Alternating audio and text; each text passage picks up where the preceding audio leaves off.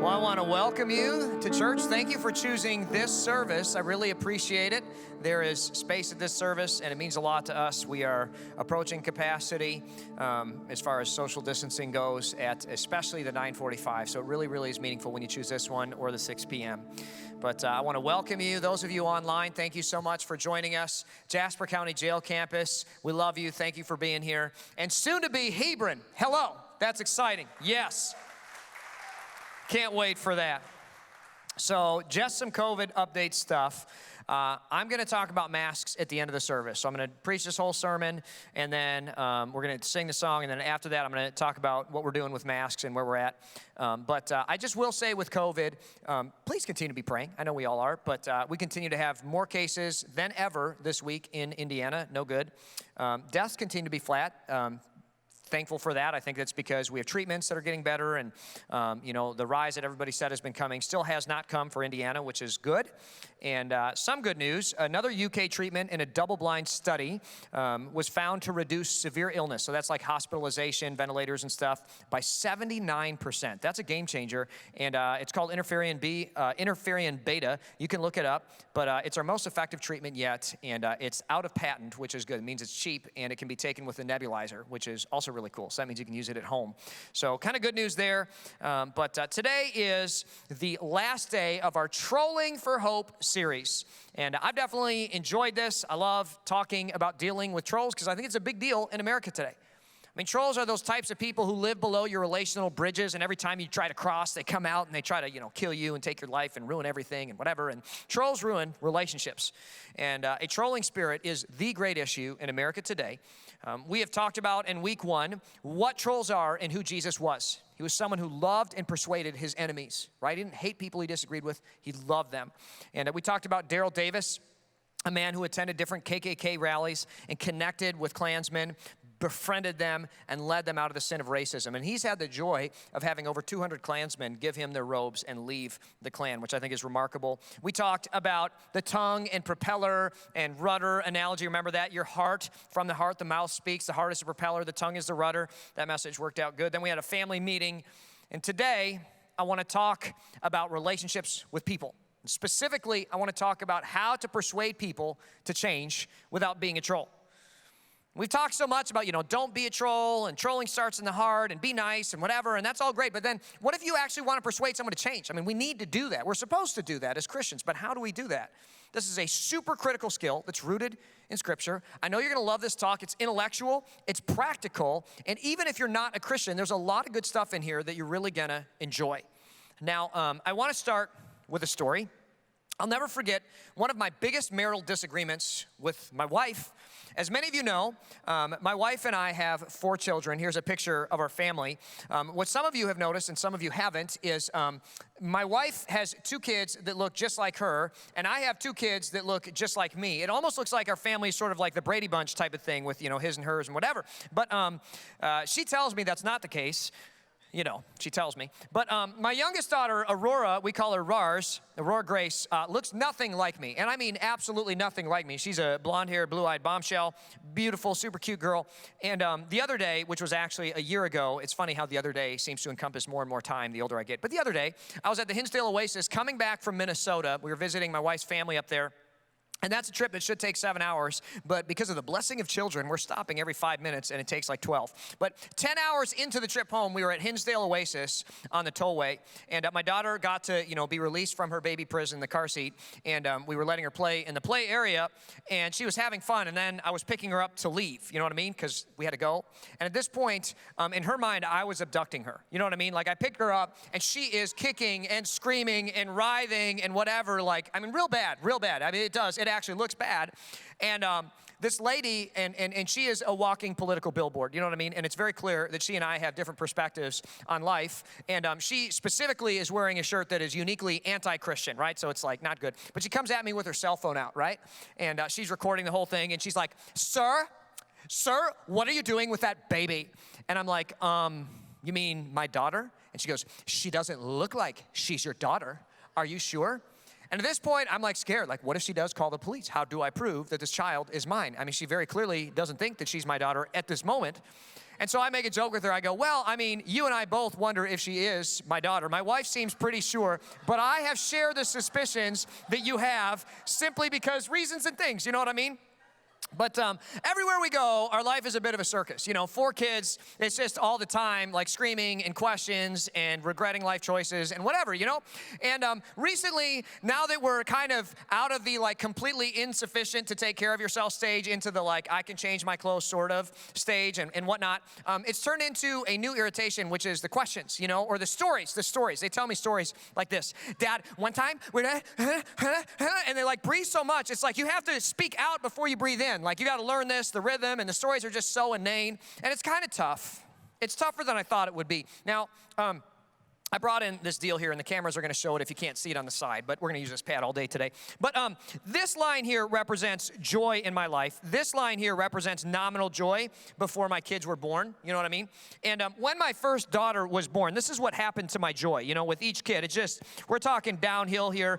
As they get older, things have gotten marginally better, and we're now at this place where they've begun to contribute somewhat to my life. Like, I can see, like, things are slightly better. To be clear here, the net joy is still super negative. Like huge net negative. There's this chasm here that must be overcome. But I presume, and maybe this is a presumption, as time goes on, maybe perhaps by the time, they're in their early 20s. But who knows with kids, pastors' kids nevertheless, in their early 20s, if they're actually ever going to contribute a net positive to my life. Because I've seen bad kids come from great families and great kids come from bad families. But nevertheless, that's the situation that I'm in.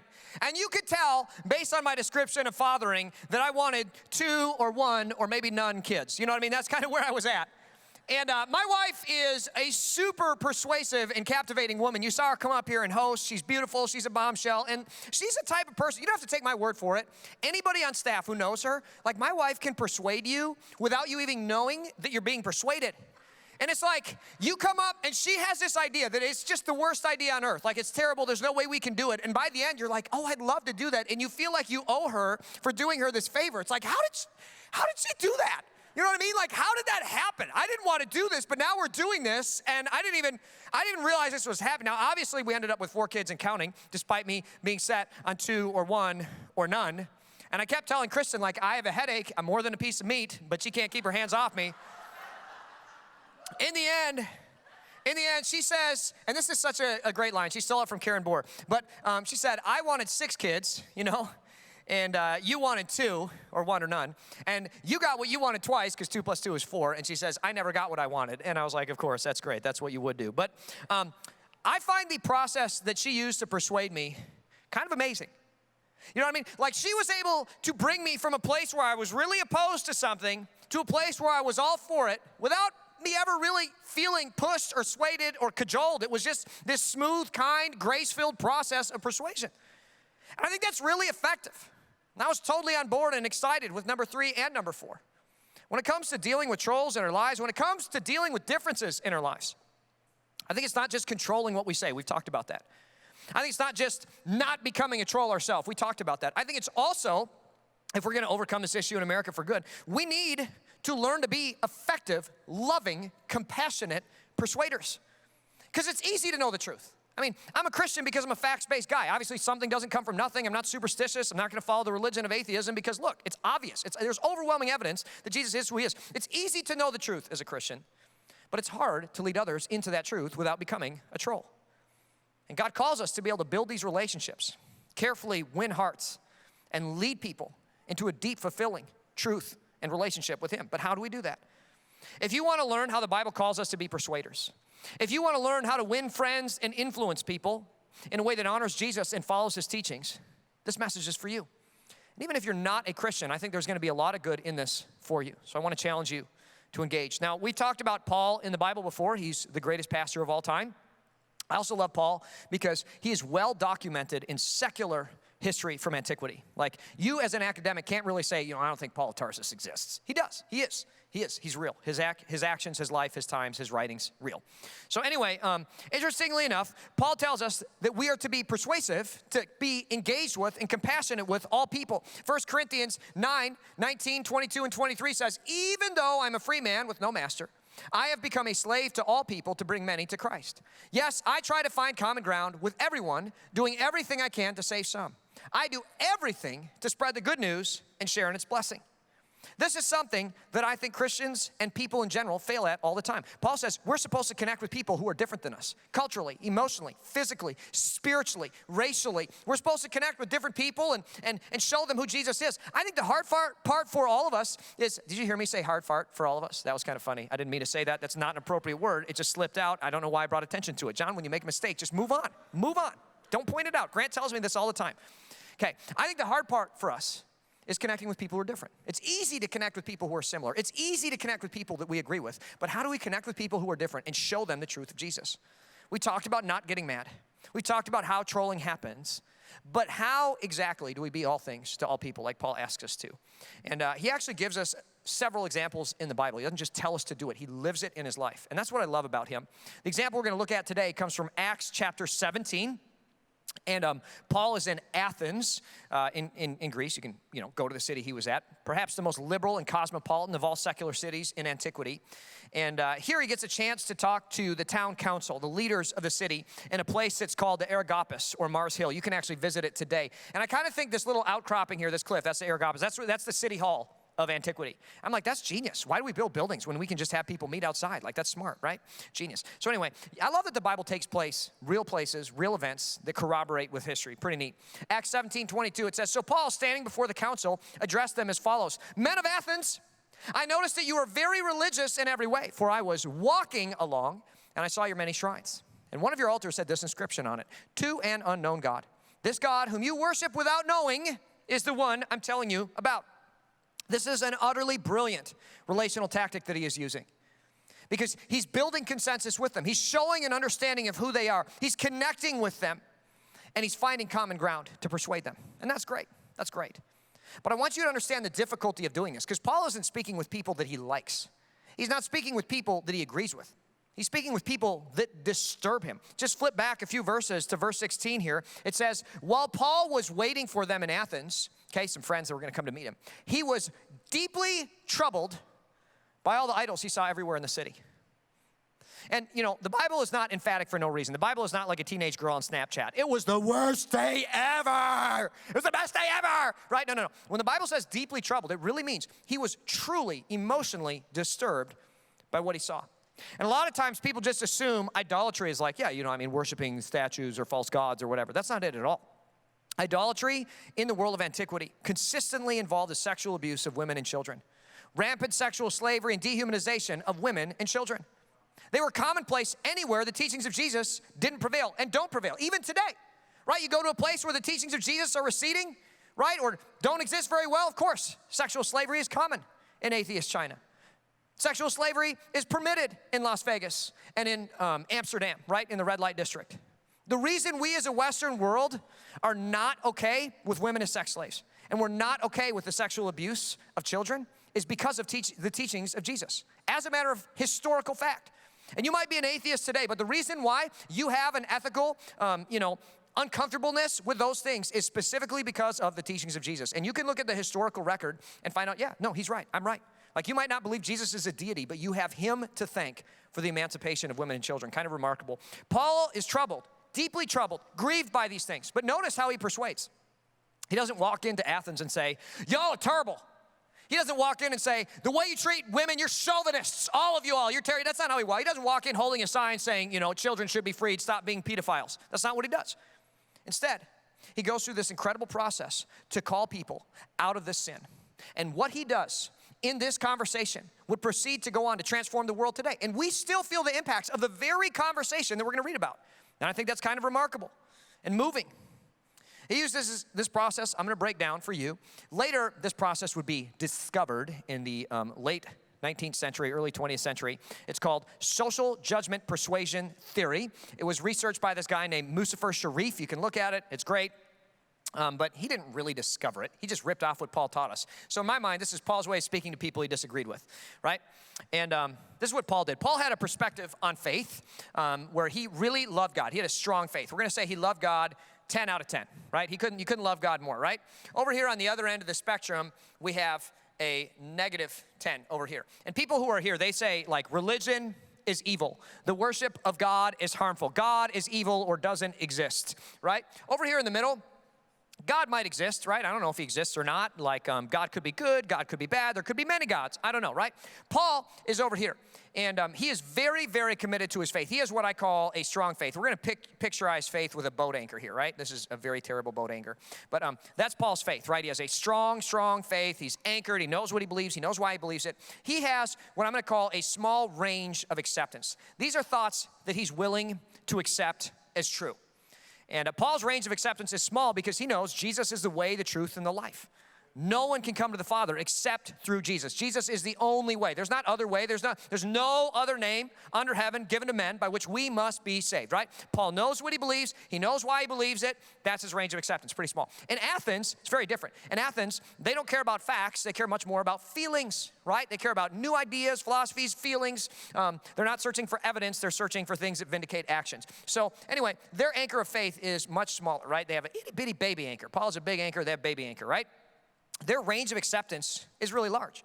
To them, you can't really know about the gods. Some of them are really evil. Some of them are really good. There's lots of gods. There's lots of truth. Who knows what's true? Their range of acceptance is very broad. They're not sure what they believe. They have a small anchor. This is their life. And that's sort of the difference, right? Now, if Paul wants to persuade the Athenians to agree with him, if he wants to see them move their anchor from here to here and have strong faith and change their range of acceptance, it wouldn't be very effective of him to stand over here in his beliefs. By the way, we actually have a physical description of Paul from antiquity, and he was known to be bald and have a unibrow. And that's why I tell my wife, I'm not picking this because I want to look like Paul, the greatest pastor of all time, okay? So anyway, he could sit up here and throw his little word knives, his little ninja stars, at the Athenians, right? And be like, you guys are so dumb, and you're racists, and you're terrible, and you're chauvinists, and you don't treat children right, you don't treat and women right, and you're just awful, awful, awful people, and you should know how bad you are. And he could do that, right? He could do that. That's what a lot of people do. That's called trolling. And the problem is, would that be very effective? No, that'd be super ineffective. In fact, it would accomplish the opposite of what he wants to see happen. I got to work out. Accomplish the opposite of what he wants to see happen. It would push their anchor away from him, right? It would push their range of acceptance this way. It would close down the range of acceptance. Everything would shift over, right? I mean, that's what would happen if he's sitting there yelling at them. Yeah, this is what so many people do, but it's not an effective persuasion tactic. It would hurt and not help. So what does Paul do? He picks an argument that they can relate to. Again, back to our passage, he says, "For I was walking along, and I saw your many shrines." What was he doing?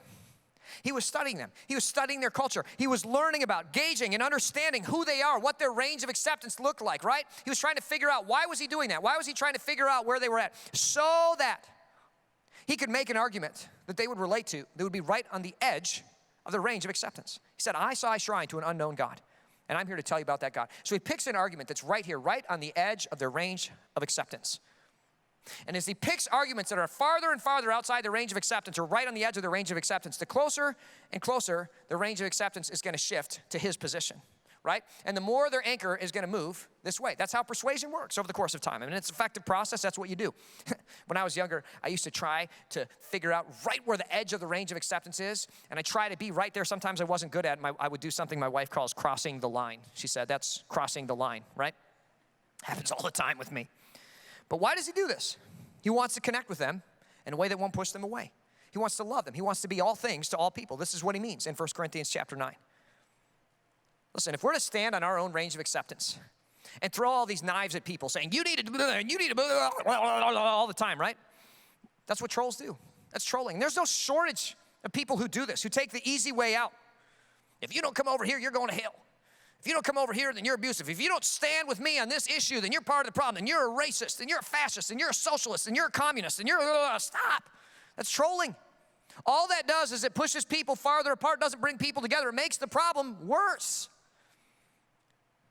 There's another group of people too, if I may describe them for a moment. They don't want to stir the pot. They just pick a spot right underneath the anchor and they say, this is the only thing we're going to talk about. This doesn't solve anything either. Perhaps it's marginally better because it doesn't start a fight. It's not trolling in that way, but it solves nothing.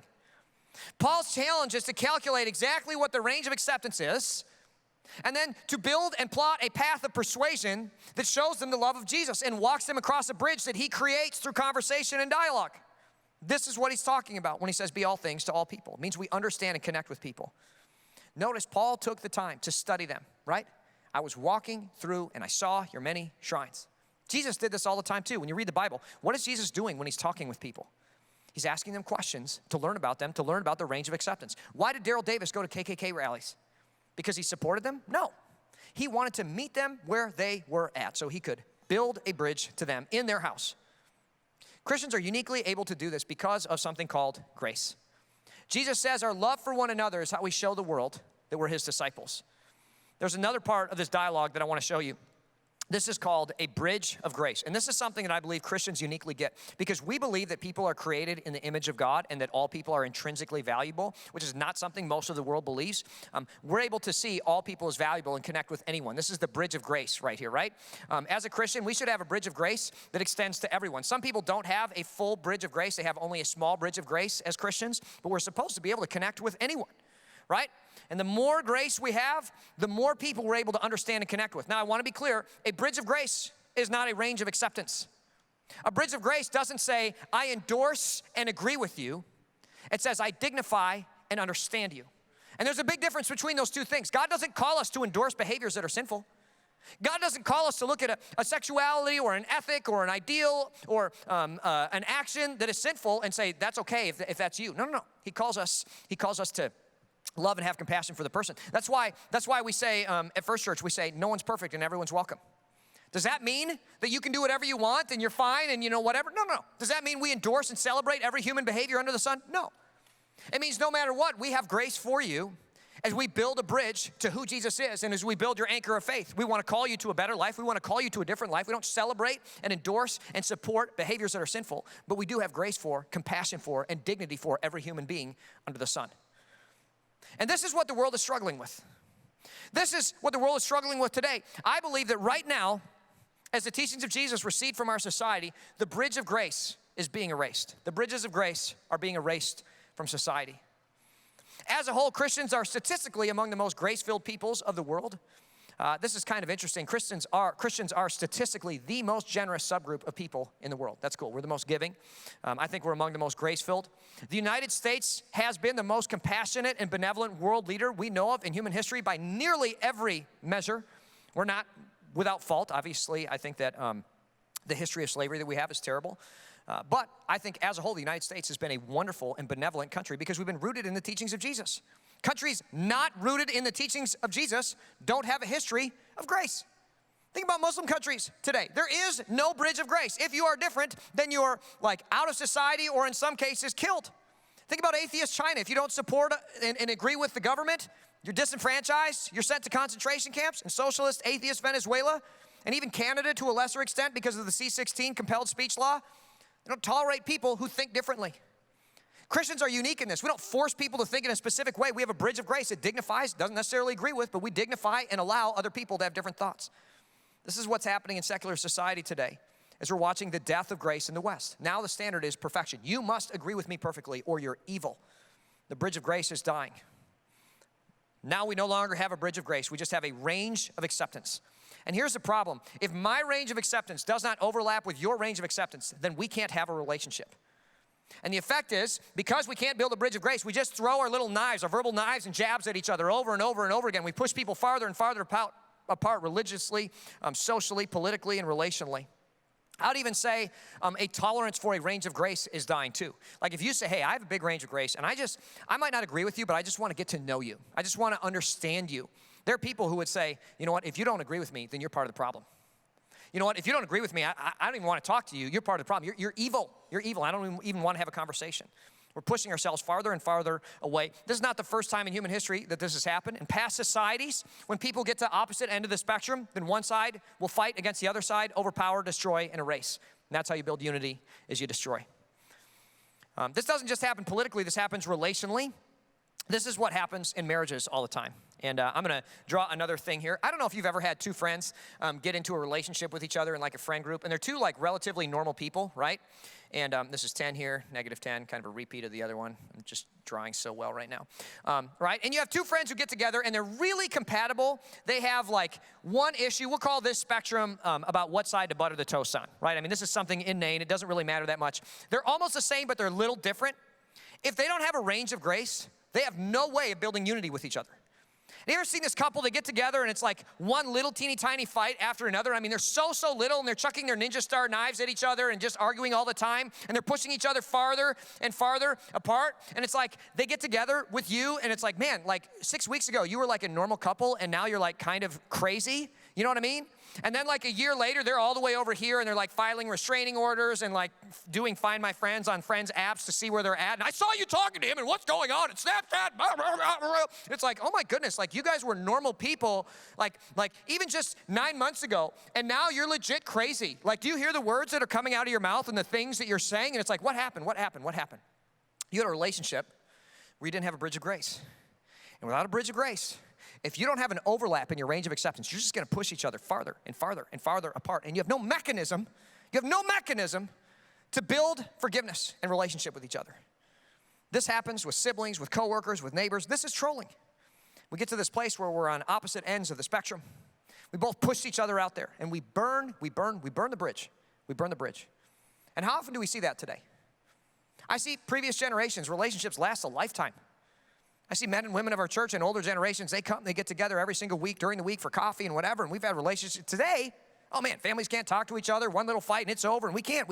Question, is this a happy place to be? No, it's miserable. You know, in the moment, it's happy because you never have to be confronted with the thought that you might be wrong. You never have to listen to opinions that you might disagree with. You never have to deal with the thought that you know, maybe you need to lay down your life for someone else. And yet this is the call of God on our life because it leads to our blessing and it leads to God's glory. Of course, Satan wants to steal, kill, and destroy. So of course he wants to eliminate the tool of relationship, which is grace in our lives. And this is why Jesus changed the world. Instead of burning societies and imprisoning and enslaving conquered peoples, which is what has happened for most of human history, he taught us to build bridges and to lead people across them and to love people. This is why Paul says, yes, I try to find common ground with everyone, doing everything I can to save some. I do everything to spread the good news and share in its blessings. This is our call today. This is the call that Paul gives to all Christians in society, with our family and friends, politically, relationally, socially. It's to build a bridge of grace.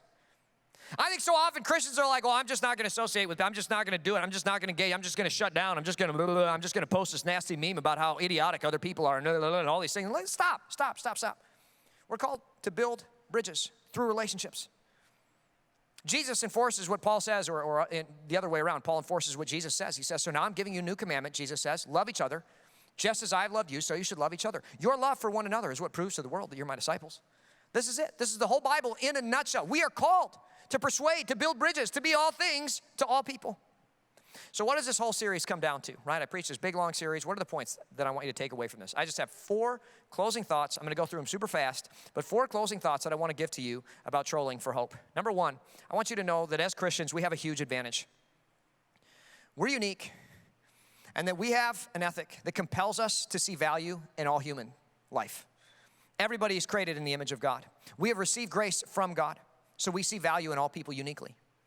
The Bible also teaches us that when we become Christians, God's Spirit comes to live inside of us, and no matter how different we are from somebody, if we rely on God's Spirit, we have the ability to love people. It doesn't mean we agree with them. It doesn't mean we support their choices. It doesn't mean we can't say what they're doing is evil, but we always love the person behind it. This is why Christians have always loved people that were loved by nobody else. Whether it was victims of the bubonic plague, whether it's the KKK or Antifa, we don't support the ideas, but we love the people behind them. We have compassion and grace for them. This is why America has been such a benevolent society, because we're built on this. Number 2, Christians have a huge calling. We don't just have a huge advantage, we have a huge calling in our life. This isn't optional. I think so often people think, well, you know, that's great, nice for people who want to do that. You know, I'll be a Christian, but I just don't want to do any of that stuff. Have you ever been to a meeting that has no agenda, no purpose? How does that meeting feel? It feels terrible. You're like, get me out of this meeting. It's the dumbest meeting in the world. I hate this meeting. It's such a waste of my time. I wish I could be doing something else, right? You sit in that meeting and it's awful. This is what Christianity feels like to so many of us. Why? Because we're not living out our purpose. Right? I know so many people who are, oh yeah, when I was 25, I had such a strong faith, and in summer camp, and blah, blah, blah, blah, blah, and in treatment, and this and that, and I just gave my life to Christ, and it was so great, and it's so strong, and I love God so much, and things were so hot, and blah, blah, blah, blah. But then years later, like, you just trailed off into like, I think I still believe, I kind of do it once in a while, but I don't even know where I'm at, and whatever. Why? Because you're not doing anything. You're not living out your calling. We have a calling. We have a purpose that God has given to us. It's not optional. It's what God calls us to do. Within this thought, I just ask you, are there people in your life that you hate?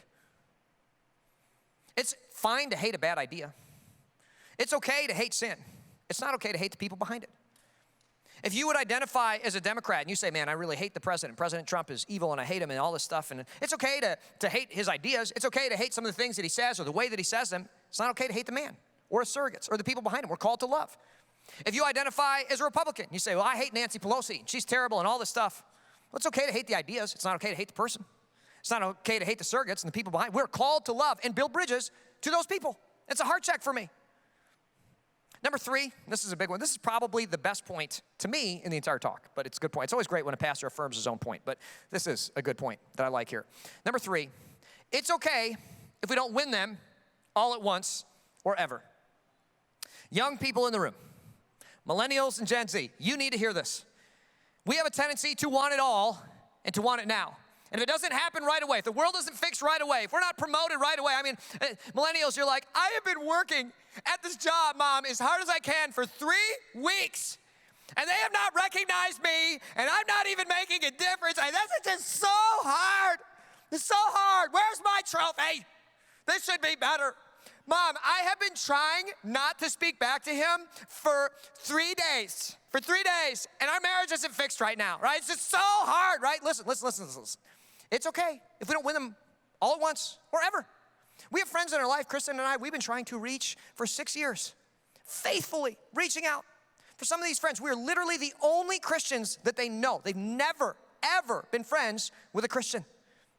And listen, I know that they're not here yet, but I also know that we have moved their range of acceptance over. I know that we're beginning to connect with them. I know that it's a process, and I understand that sometimes it takes time. I just want you to hear that. Think about Paul. Paul is standing at the Areopagus in Athens, Mars Hill, having a conversation with the town council.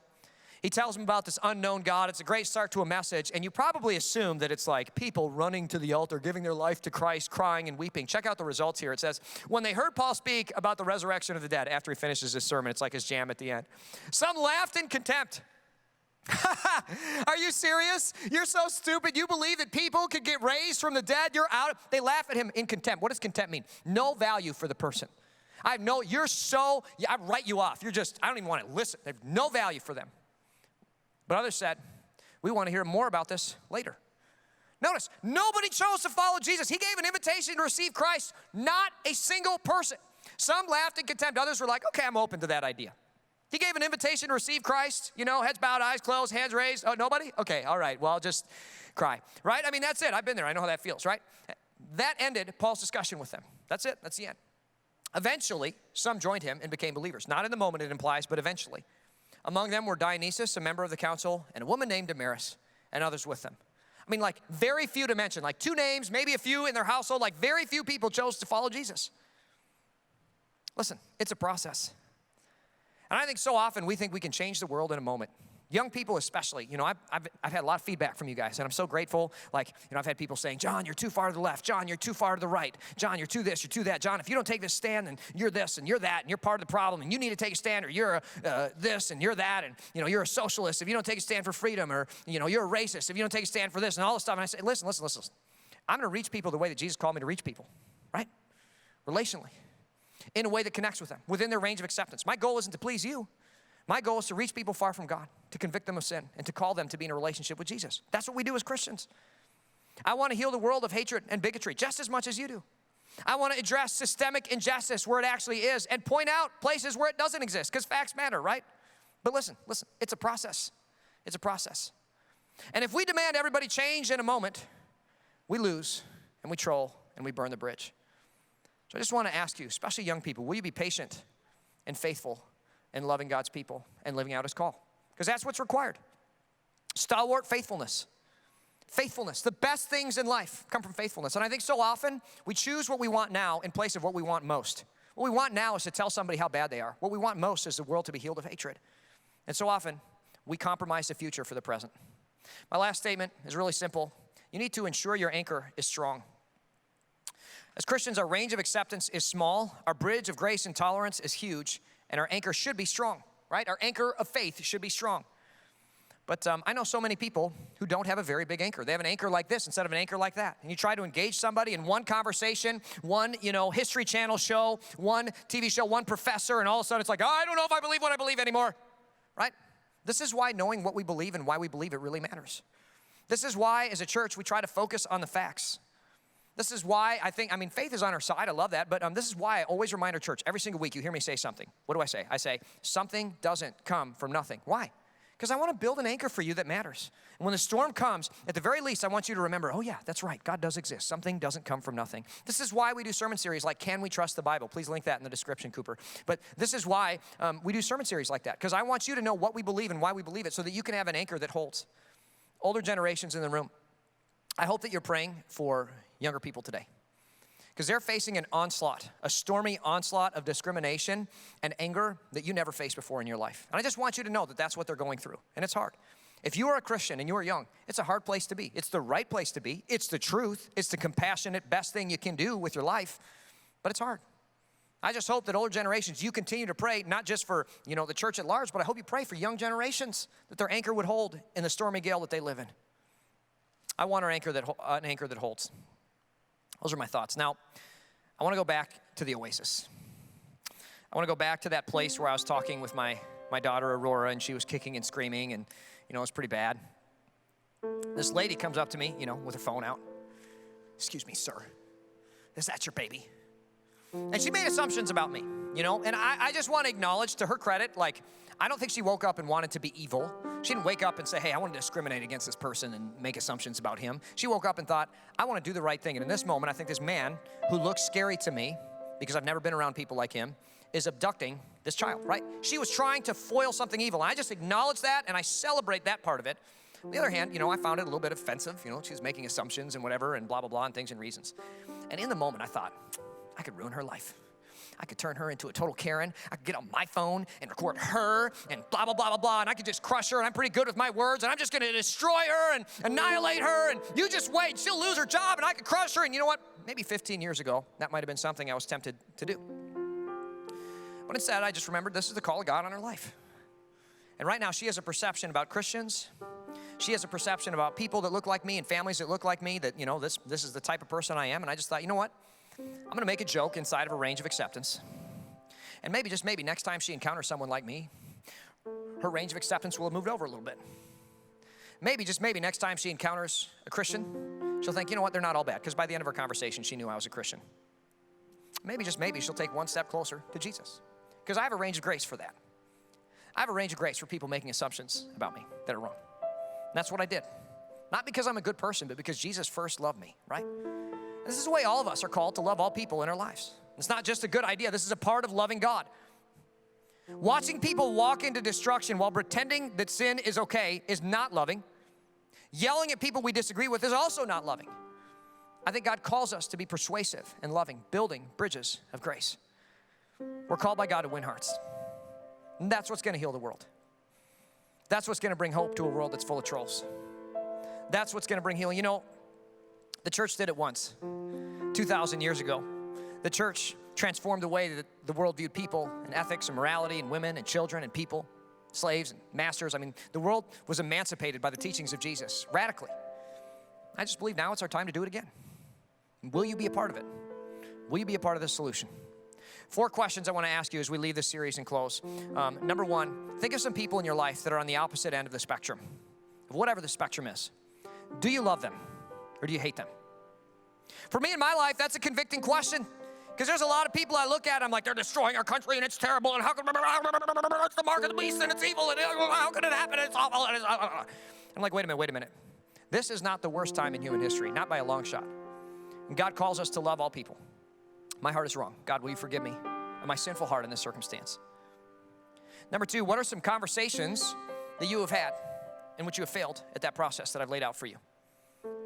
I want you to think about it. I want you to own it. I want you to think about why you failed and how specifically you failed and say, you know what? If I had it to do over, this is how I would dignify my mother-in-law.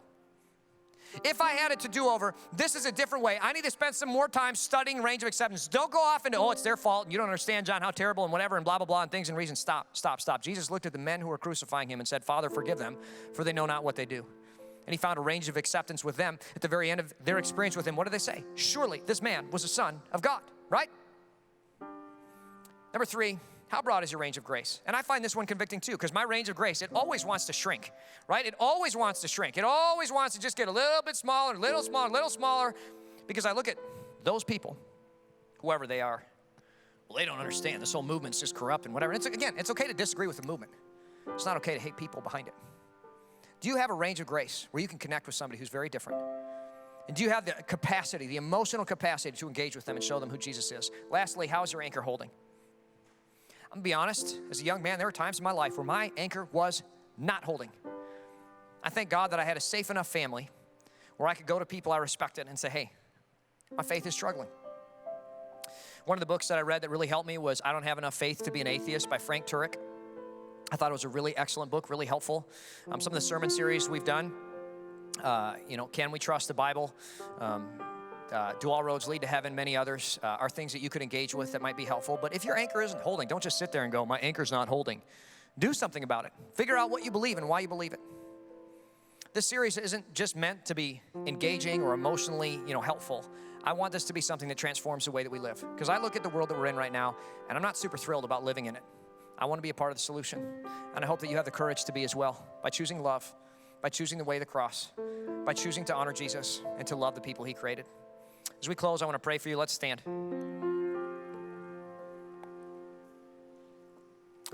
Jesus, I thank you for your grace. I thank you for the example that you set for us through your work on the cross. I thank you for the way that you dignified all people who are radically different than we are. I pray that this would be a church that has a radically large range of grace.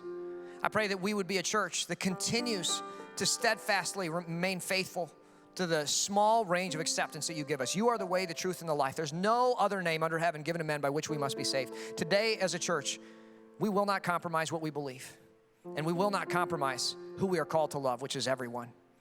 I pray that you would bring healing to a broken world through us, that you would make us conduits of grace and hope to the world around us. Thank you for your example on the cross. Thank you for all that you've done for us. It's in Jesus' name we pray. All God's people said, amen and amen. The band is going to lead us in a song, and then we'll have a quick convo about masks.